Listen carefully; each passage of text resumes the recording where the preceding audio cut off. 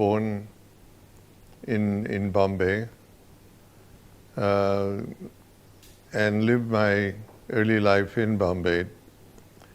When I was 7, my father and mother separated, which is not so common in those days. Yes. And both my brother and I were brought up by my grandmother, who played a very significant role in my early life.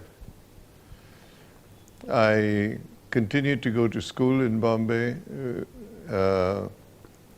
and when I graduated from high school, I went to the US. And I was in the US for about 10 years. Right. I went to Cornell, Yes. from where I graduated as an architect, and then moved to Los Angeles because I never got used to the cold weather. So Right. moved to Los Angeles and worked there in an architect's office for about 3 years, and then came back to India because my grandmother was ill, and that changed my whole life. Right. As I mentioned, my grandmother was probably the most influential force that existed at that time.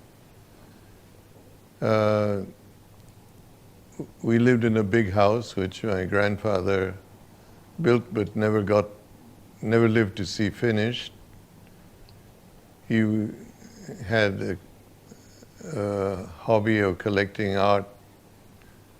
The house was meant to be his private museum, but as he didn't finish it, most of his collections are in the Prince of Wales Museum in Bombay. Right.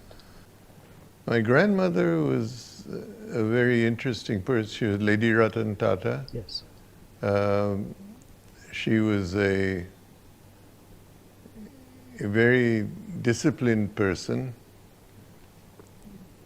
very intent on making sure that she lived a life with dignity, and she made my brother and me follow the same stringent codes, if you might. I see.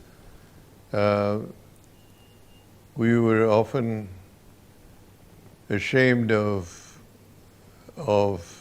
some of the trippings that we had as the two sons of a very affluent family. Yes.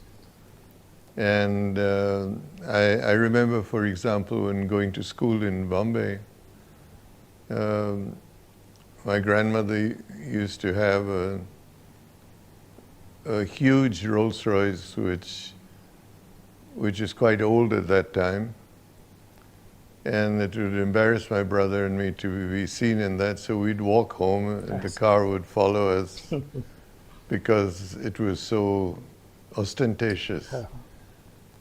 So we had many issues like that in my early days. They were very happy days because she was very understanding and yet very demanding. So we lived a life of luxury. We spent 3 or 4 months in the UK with her. She and her husband had a huge estate in Twickenham, outside London. I see. Which I have promised the county council, which now owns the place, to go and visit, but have not as yet done so. I see. So, to sum up, it was a very nice and reminiscent of good times, childhood that we had. I see. And she was probably the most significant force at that time. The legacy of being fair to all, tremendously strong legacy of equality among we were never a family that shouted at our servants or treated them like dirt, or Right. there was a great deal of equity in terms of how we treated them, and most of the people that worked for my grandmother and my father served them for 40 years or 50 years, as the case might be. Right. So I would imagine the underlying thing was never to do anything that would bring shame to the family. Sure.